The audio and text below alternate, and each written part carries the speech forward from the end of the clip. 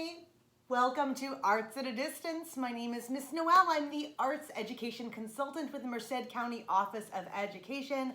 And today on this amazing Fine Arts Friday, we are not just going to do a lesson, but we are actually going to make the materials for that lesson. So as you guys know, I am really concerned in terms of my lesson planning with making sure that you guys have most of what we're using on hand. I'm well aware that not everybody has crazy amounts of paint and really weird materials all the time. It's something that I have, but not that you have. So I want to make sure that you have the ability to make paint at any point in time. As we gather our materials, here is what I need you to gather. Are you ready? I need you to get a half cup of salt, a half cup of flour, and then 1/2 to 3/4 cup of water. You're gonna kind of use the water to thin it out, so it could be anywhere between 1/2 and 3/4. So I would say get 3/4, we'll start with 1/2, and then we'll move up and use the 3/4 if we need to.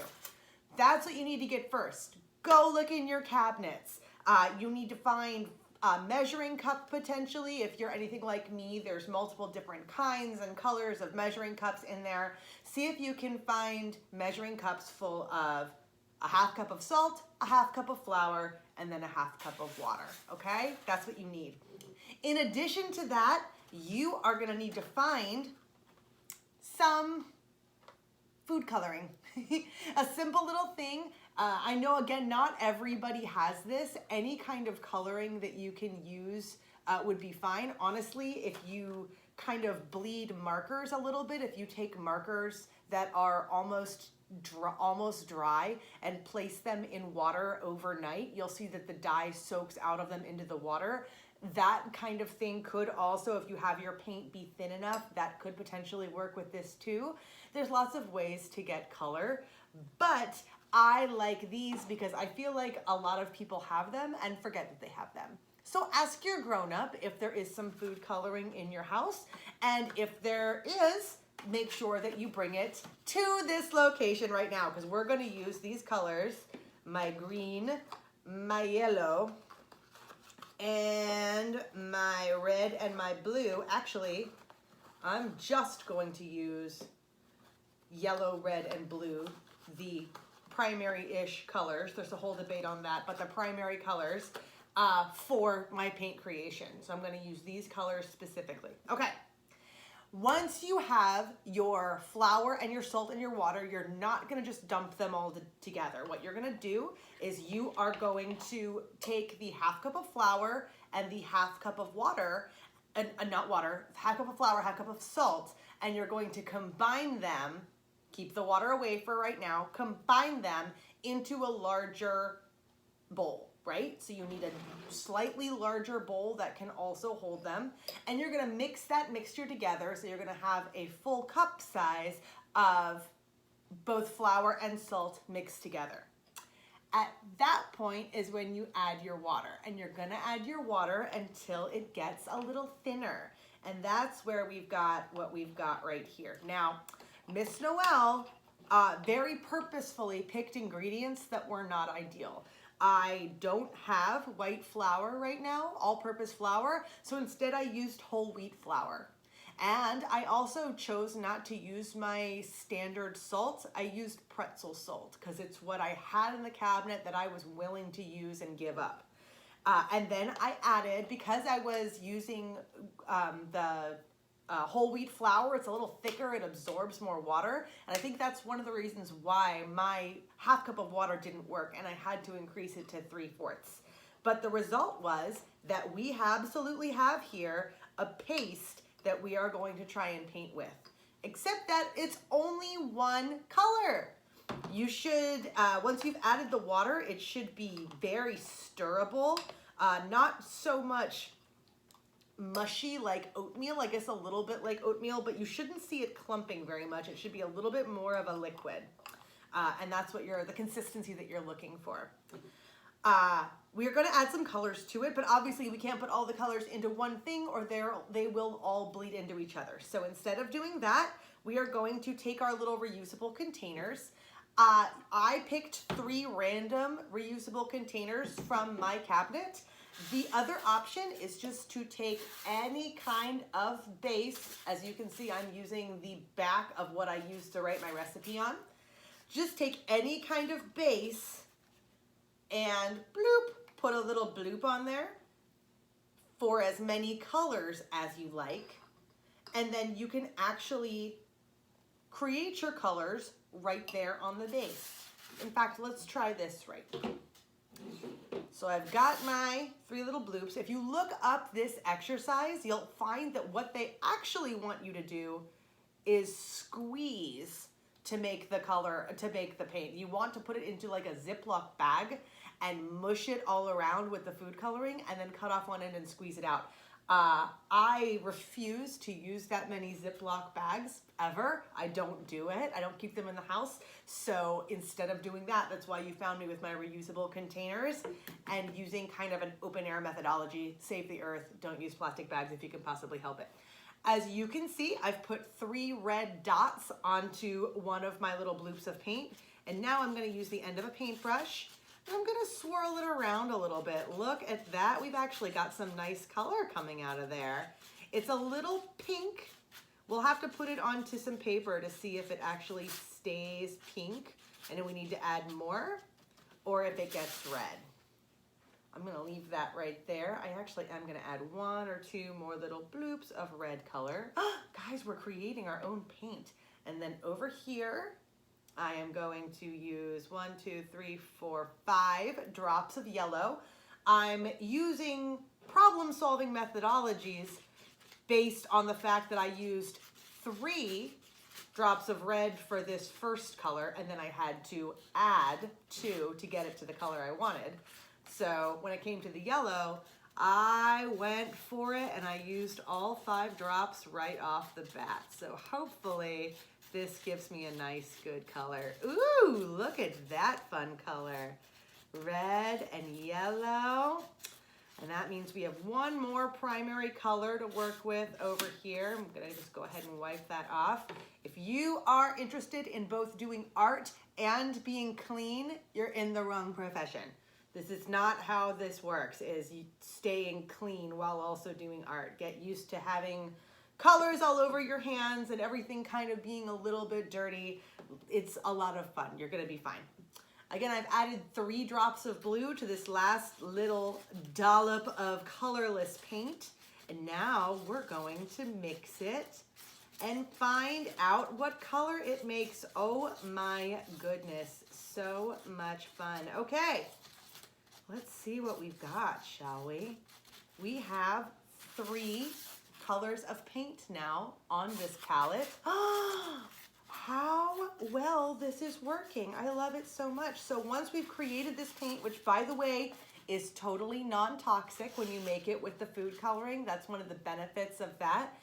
If you do make it with some other coloring like a marker or something like that, please do not eat it. I don't know what marker you're doing. But these are non-toxic, and if somehow they happen to make their way into your mouth, they should be fine. I still wouldn't recommend eating it. It's not delicious. It tastes like salt. But what we're going to do now is we're actually going to paint with them. So I am using the same folder, art folder, that if you watched on Wednesday of this week, you saw me make some amazing build some poetry art in the middle of our media, What in the World Wednesday, Media Arts.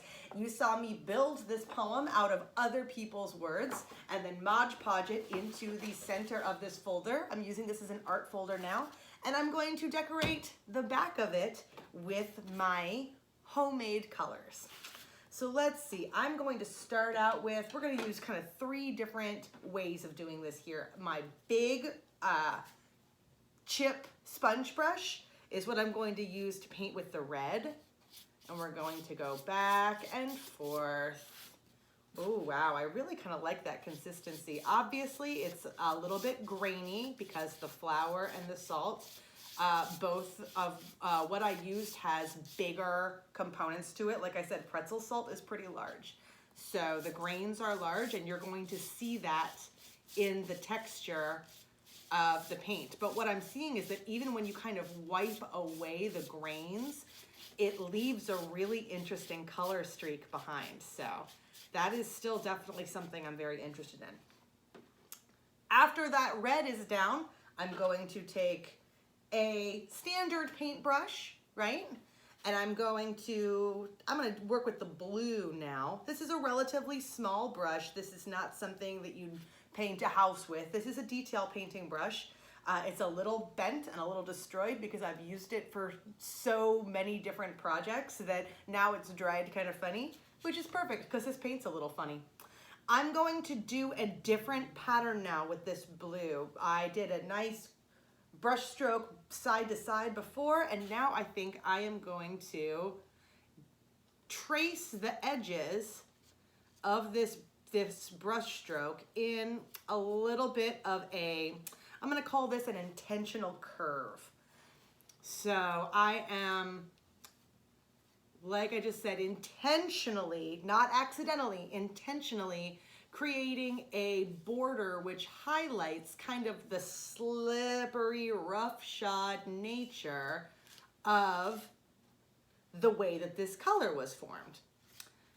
The shape that this color made as I chose to release it onto the paper the way that I did.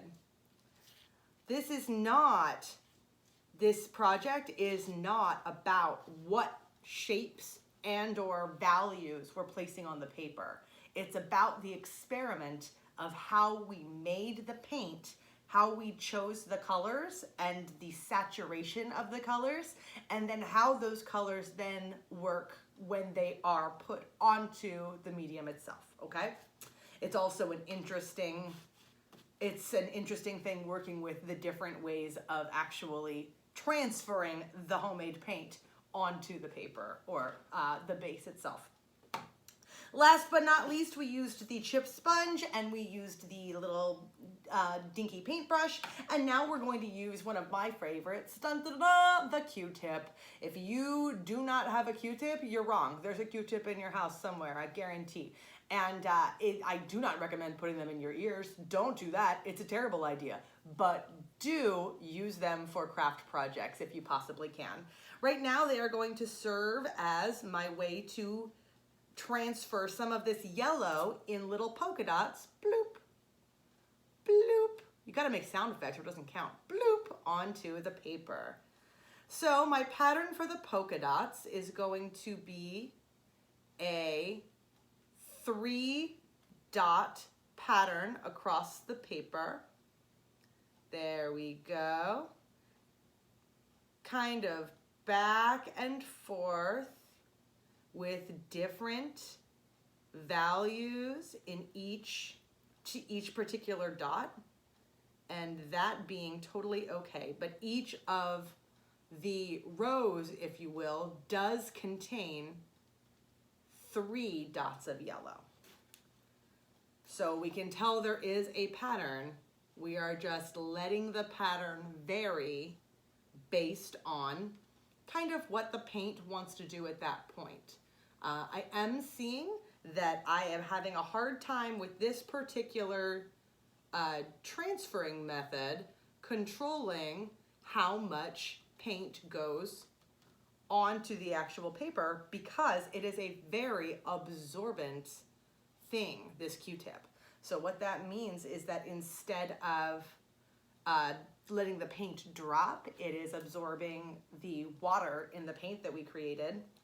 And that's okay. Like I said, this is an experiment, and now we know, and now we get to learn from that in the future and change the way we are doing things if we so choose. So look what we have done. Let's look at this here. I'm gonna kind of wipe this down a little bit. We have this super cute little pattern experiment with a brush stroke and then a purposeful line around the edge and then some polka dots throughout in 3 different colors, the primary colors, blue, red, and yellow. And we made the paint ourselves, so we know it is non-toxic. We know we have the ability to make this with the resources we have available in our cupboards. Ask your grown-ups and see if they can get you a half cup of salt, a half cup of flour, and a half cup of water. This is something that you can do. And if you have those food coloring, little food coloring droplets, then you should be good to go at that point. Guys, thank you for joining me. This was super fun. What a great experiment. There are only 3 things I need you to do. Are you ready? Stay safe, be happy, make art. Bye everybody, have a good weekend.